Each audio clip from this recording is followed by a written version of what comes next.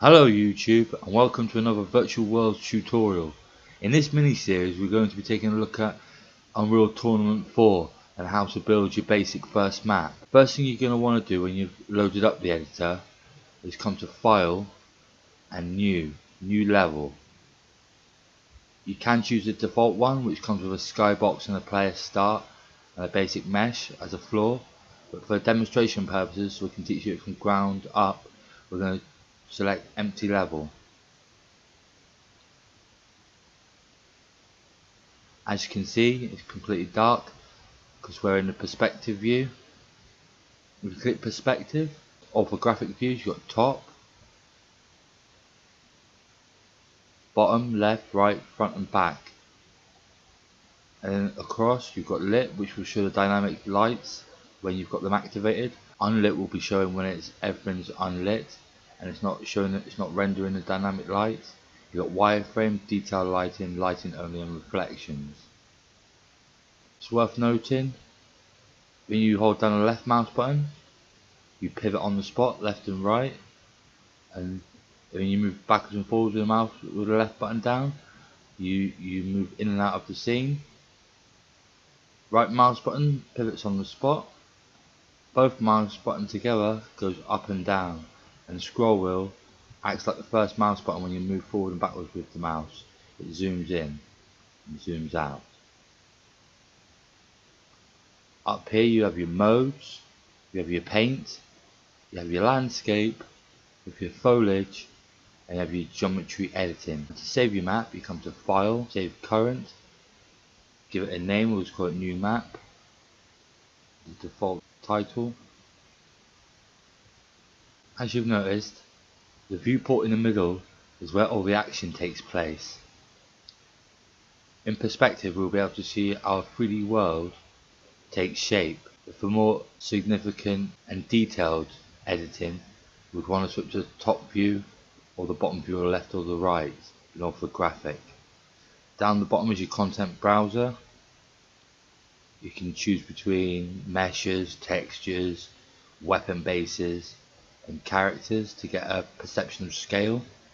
Up here you have the classes, the actors, you've got your lights, your directional light, which give an overall lighting for the area. You've got geometry, which are BSP brushes. We'll get to that in the next tutorial. Up here you've got marketplace, so you can download additional models, assets for your project. Something I like to do is come to edit, go to editor preferences, come down to loading and saving, and make sure enable autosave is not checked. I like to save manually to keep a track of my work. If we go ahead and quickly choose geometry and choose a box, bring it into our scene. Up here you have the move tool. If you click that, you can move it in all directions by going left, right, backwards, forwards. As you can see, it's left the cube behind. The cube hasn't moved, but the box has. It's because it hasn't updated. You have to render the effects to take place. So if we go to build, we'll just choose build geometry only. Build geometry. As you can see, now it's moved to where the box was highlighted.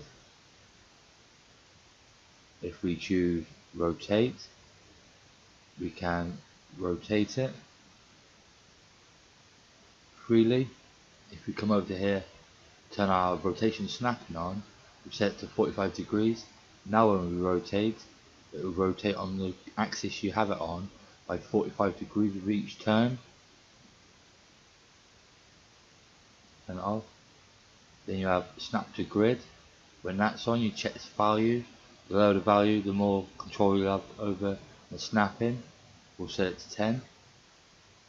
Go back to our move tool. Now you can see it's moving in 10 increments of 10 units each time it's moved. It allows us to get a greater degree of accuracy and efficiency with our level. When everything's snapped to the grid, I recommend you leave snap to the grid on, unless you really have to turn it off to get those most intricate balanced areas working properly. Quickly rebuild that.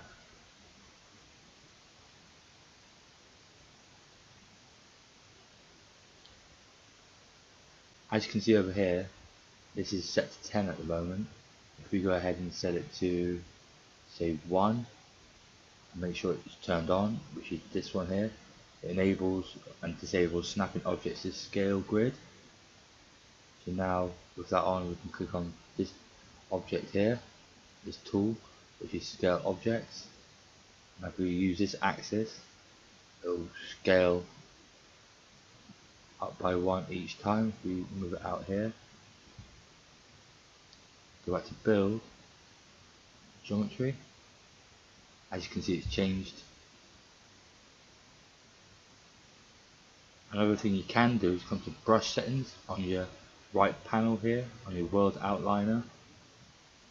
Click on X, call it say 1000 by 1000 by 25 on the height, the Z axis, the Z axis for you Americans. You just scroll wheel to zoom out, go back to build geometry,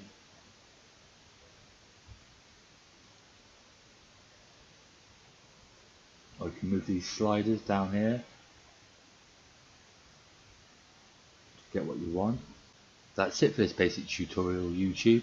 If you've liked this video at all, please comment, like and subscribe.